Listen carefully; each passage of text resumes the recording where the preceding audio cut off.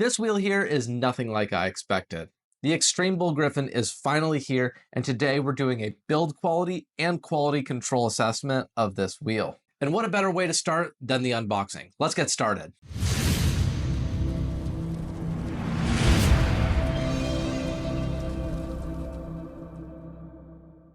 Before we get started, I want to give a big shout out to Next Gen Mobility for providing this demo unit. Check them out at nextgenmobility.org, and don't forget your coupon code, which is found in the video description. As with all EUCs, the Griffin is boxed within a box because one single cardboard box will just not support the weight of an entire electric unicycle.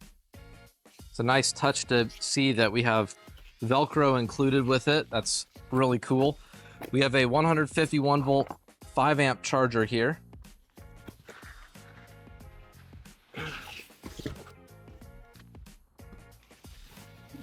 Oh look, there's an EUC inside, or part of one. How convenient. This is always the awkward part of unboxing anything.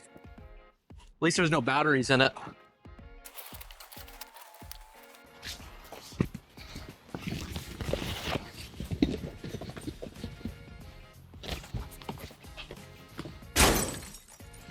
There's a lot of parts here. So if you get this wheel air shipped, some assembly is going to be required. The first thing I notice about this is the fact that the mud guard is already pre-bent. Not a fan of that. It was just shipped that way. However, that is a pretty low cost part to replace, and it's not going to be affecting its functionality too much. So we're going to forgive them in that regard. All right, I did my Next Gen Mobility marketing here. It's just getting too hot. I can't do this. One thing that I really like about this is that I have some level of confidence that they have tightened these motor bolts to spec. So we have a little marker here, and they have their goo that they put on there. And if this goo seal here is broken in any way, you know that it has been tampered with or it's possibly rattled out. So I really like that. Now, because I have trust issues, I'm going to be checking each of these myself just to see if they actually are truly tight.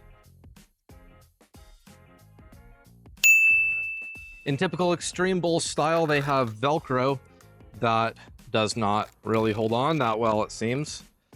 So that's gonna have to get glued on or something at a later date, but that is not very strong right there. Here's all the hardware for it. Looks all pretty good. We do have these screws, which I believe are wood screws. So now we're going to be attaching the batteries, and to do that, we have to slip the battery cables up into the motherboard compartment. So we're taking the motherboard compartment off now. So upon initial inspection on this, it's looking pretty good. We have a whole bunch of capacitors.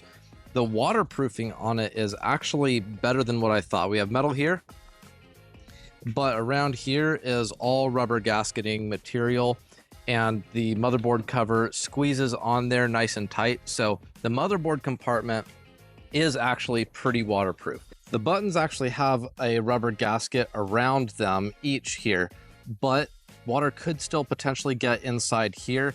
It's going to be very minimal and very minor though. So I would recommend, if you're going to be riding this in the rain, that you put a silica gel packet or something similar inside the motherboard compartment and just let it do its magic.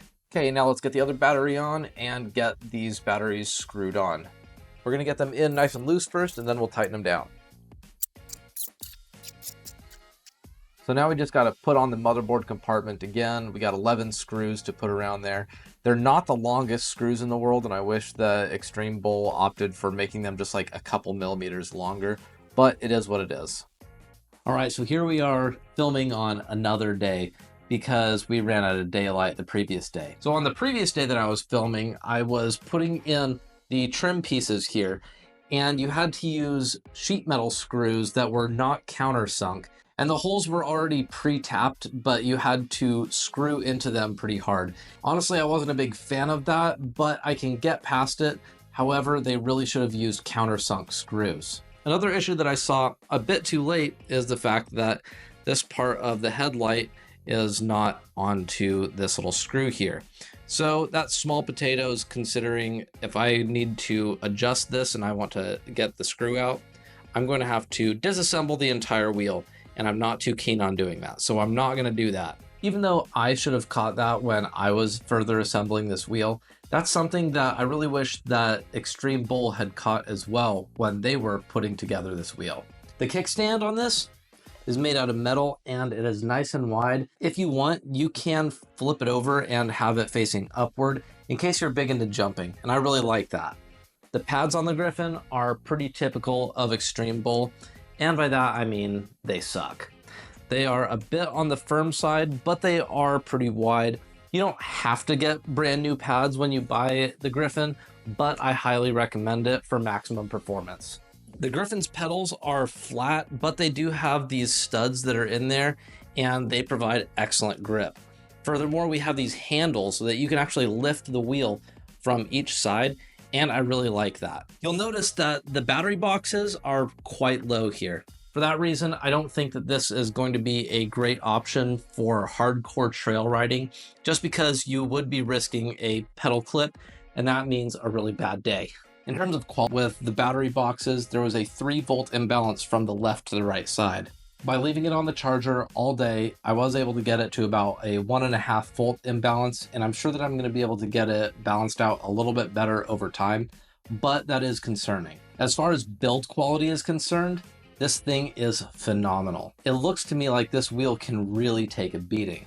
I think that this wheel is going to be outstanding on the racetrack, but because of the low battery boxes, even though they are made out of metal and very tough, I wouldn't recommend just intentionally taking it out to rock gardens where you could potentially smash these battery boxes. And the waterproofing on this wheel is actually really, really good. The fact that we have gaskets that completely encapsulate the motherboard compartment is really awesome. I only see potential water ingress problems in the buttons right here up front. If they wanted to, they probably could get an IP rating for this wheel, but it's a shame that they didn't. I know it costs a lot of money, but I think it really would have increased their sales numbers if they had chosen to do so. Another thing I noticed about the charger is that we have a GX20-2 charge port. This is not industry standard. 151-volt wheels need a GX20-5 connector, not this. So this seems like they're just kind of thumbing their nose at Leaperkim, who was the original EUC manufacturer that did 151-volt wheels. But now I can't fast charge this wheel unless I make a separate connector, but I just don't foresee myself doing that, to be completely honest. And this is a big disappointment. Swing and a miss there, but I think that by the time batch 1 and 2 rolls around, they can change this. This is not a big deal if they can just change this to the right connector type. And I'm not going to spoil anything because this is going to be in the review, but the suspension on this wheel is really, really nice.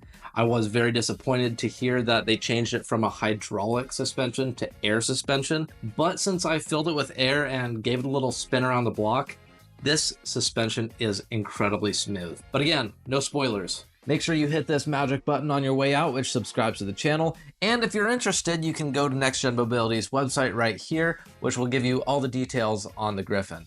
And of course, right here, their chief competitor, the Leaperkim Lynx. I'll see you next time.